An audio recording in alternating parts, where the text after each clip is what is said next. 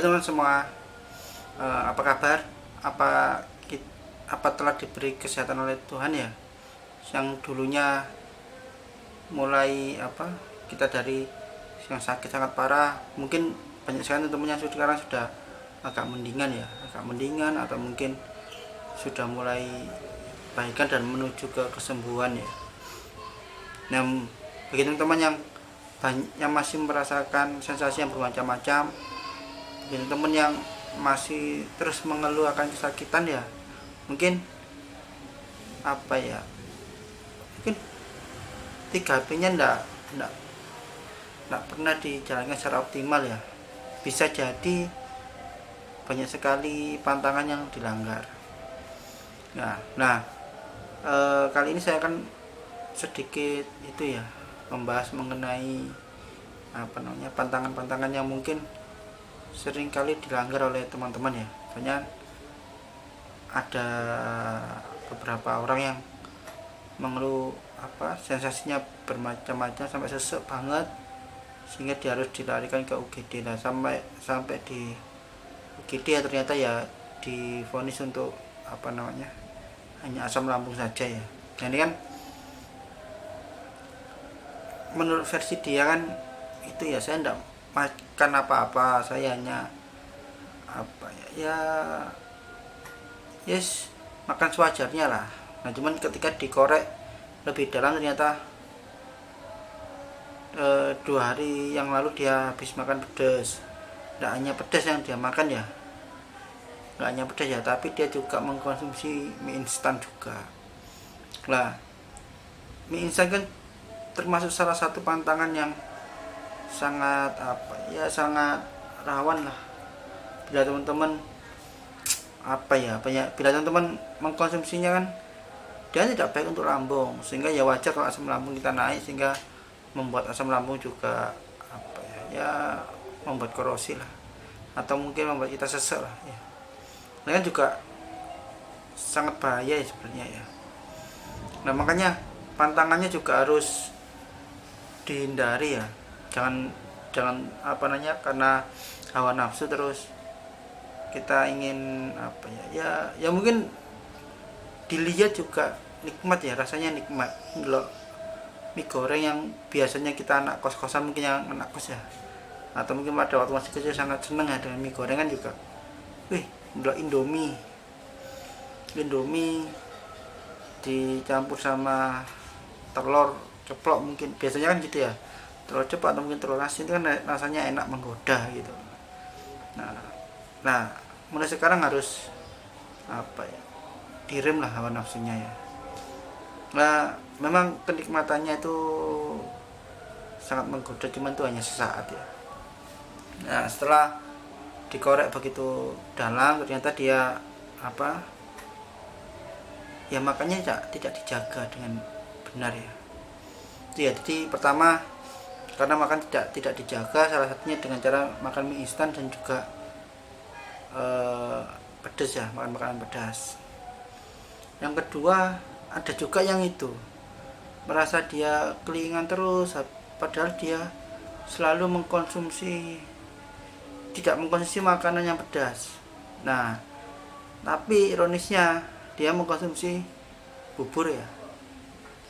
Nah, perlu diketahui bahwasanya banyak sekali yang mengira bahwasanya bubur itu sangat baik untuk lambung, karena kebanyakan kalau kata dokter biasanya ya, dokter umum juga, saya ke beberapa dokter memang disarankan untuk makan bubur, cuman ketika saya ke dokter spesialis penyakit dalam itu tambah tidak diperbolehkan makan bubur ya, harus makan nasi, makan makanan yang berat, soalnya asam lambung kita sedang tinggi, sehingga harus ada yang digiling, harus ada yang membuat asam lambung itu bekerja supaya dia mengurangi lah.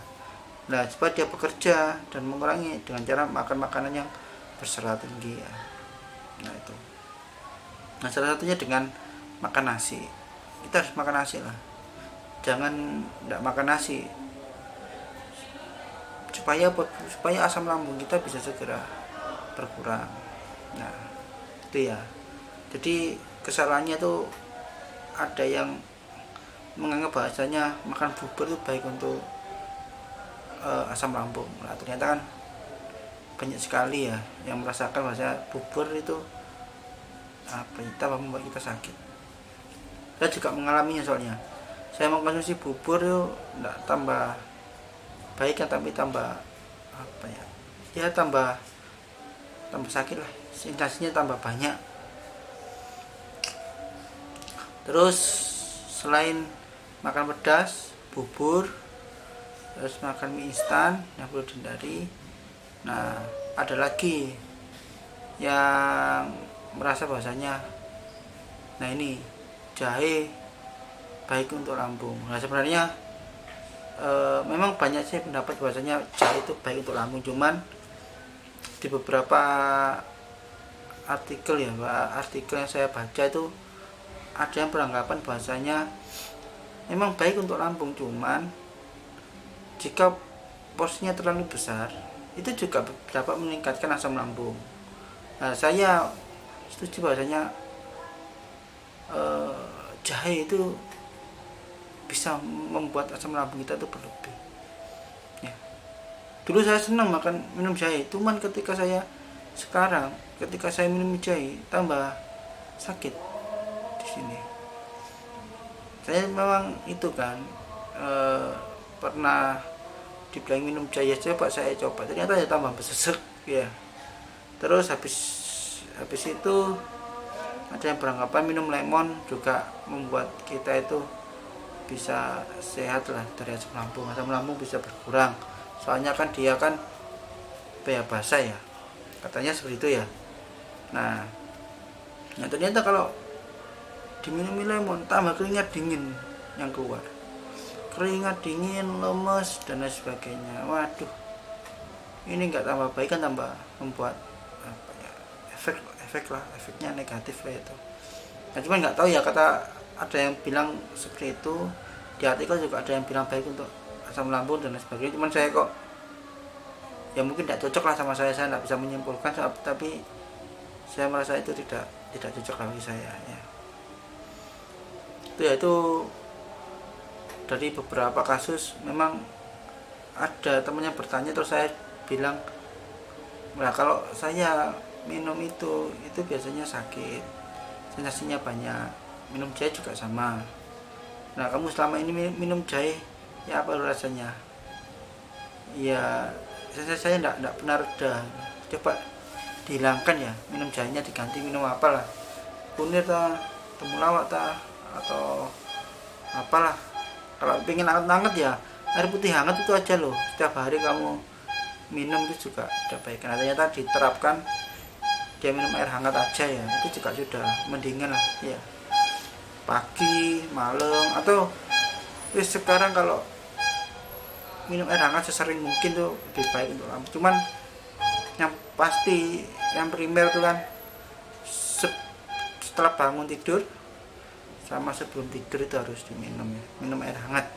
Penting itu untuk mempercepat proses penyembuhan lambung ya. Nggak tahu rasanya kok enak itu ya di lambung kalau minum air hangat. Nah itu ya masalahnya, kebanyakan yang diutarakan oleh teman-teman itu ya penyebabnya adalah hal-hal yang seperti itu tadi. Bentar ya, azan ya. Jadi mayoritas yang ditanyakan itu beral sensasi, dan ternyata ketika dikorek ternyata banyak sekali pantangan yang dilanggar ya. Jadi tidak disiplin dalam hal menjaga pantangannya. Nah, ini kan perlu kita garis bawahi lah, bahwasanya kalau bisa kita perlu bersabar dalam rangka untuk menyehatkan diri kita ya. Tidak perlu terlalu biasanya kan kita terbawa oleh emosi ya, wis pengen sembuh, terus sudah agak baikan, tiba-tiba wis saya sudah sembuh, saya tak makan yang saya inginkan lah, kayak bakso yang pedas, indomie goreng yang pedas. gitu kan ya. Terus ada yang pengen minum kopi ya minum kopi gitu. Wes sudah lama, sudah 3 bulan 6 bulan tidak minum kopi, tak minum kopi. Nah, itu kan juga apa ya, kita harus paham resikonya lah. Kalau kita melanggar pantangan nanti dampaknya kan juga kita sendiri hanya merasakannya ya. Jadi saran saya kalau umpamanya lambung kita masih belum terasa enakan itu dalam artinya gini ya, kalau perut ini ditekan itu kita sudah tidak merasakan apa ya, tiba kita bersendawa, perut ditekan terus kita bersendawa, itu sebenarnya ada salah satu indikasi bahwasanya asam lambung kita masih tinggi ya. Coba aja kalau kita masih sering bersendawa ketika perut ditekan seperti ini ya. Nah ini, nah kalau sedikit makan pedas sedikit, terus tiba-tiba kita agak apa ya, agak nggak enak lah, itu kan sebagai salah satu indikasi ya, maksudnya perut kita belum benar-benar apa sembuh benar lah. Jadi perlu dijaga kesehatan lambungnya ya, itu ya. Ya mungkin itu aja sih sekilas tentang apa namanya ya, beberapa pertanyaan dari teman-teman ya yang mungkin bisa saya share di sini.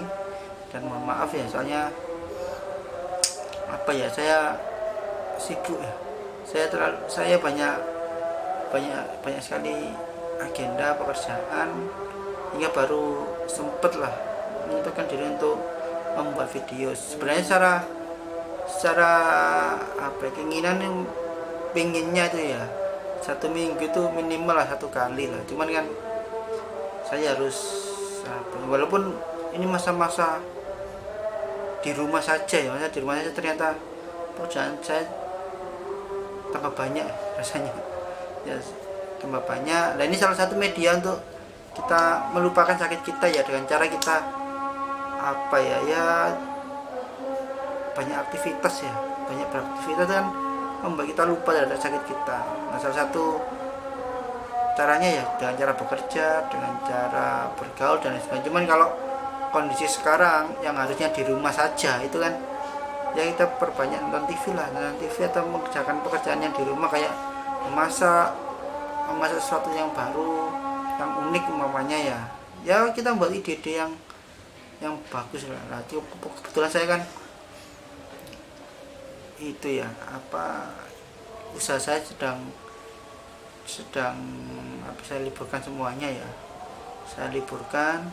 Nah ini masa-masa untuk apa ya, membuat persiapan lah, ketika sudah normal, kondisi normal. Nah ini bisa segera apa ya, berlari lah usahanya ya. Nah makanya dalam waktu-waktu gini ini ternyata pekerjaan saya tambah banyak ya. Nah, makanya saya harus membuat dua aplikasi untuk membantu lah pekerjaan lembaga bimbingan yang saya dirikan ya itu. Nah, itu ya mudah-mudahan sudah selesai lah dalam 1 bulan ke depan ya.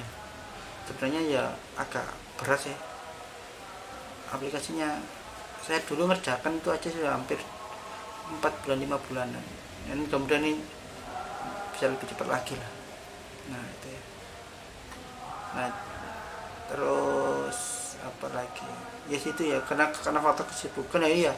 Kalau teman-teman punya passionnya di bidang apa gitu ya, udah digeluti aja di bidangnya, sebagai sarana untuk melepaskan diri lah dari anxiety ya.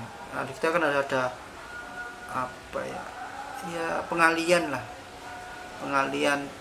ketakutan kita, pengalian sakit kita, supaya kita tidak terlalu memikirkan apa ya, asam lambung lah.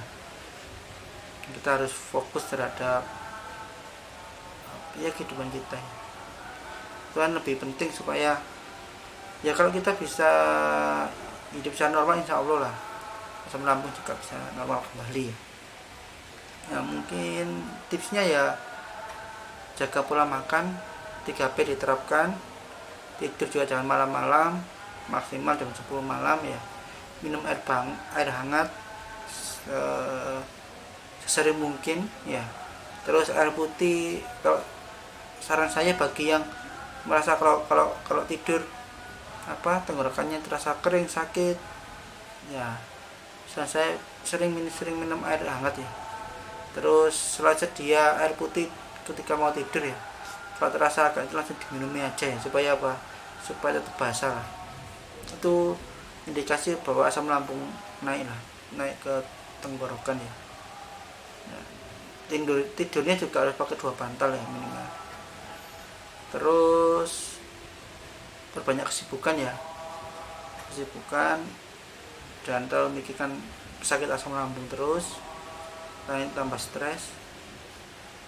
Habis itu jangan lupa untuk olahraga ya, sangat penting soalnya, apalagi sedang musim-musim wabah seperti ini, kita harus menjaga imun kita ya.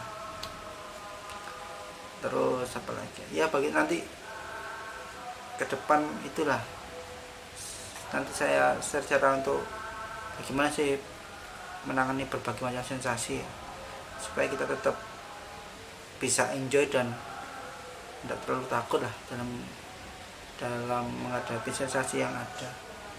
Ya, mungkin itu saja dari saya. Doakan seluruh pekerjaan saya segera cepat itulah kelar lah, supaya bisa buat video ya. Soalnya saya inginnya ke depan lebih fokus itu ya, membuat video pendidikan sebenarnya ya.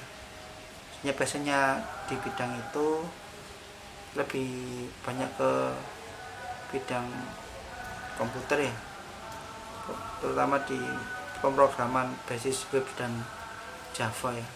Inginnya seperti itu ya ke depan, soalnya ini sudah mulai penjajakan lah. Nanti insya Allah kalau itu berjalan dan kerjanya berjalan, mungkin bisa banyak waktu lah untuk membuat video tentang asam lambung. Mungkin itu saja dari saya, kurang lebihnya mohon maaf. Wassalamualaikum warahmatullahi wabarakatuh.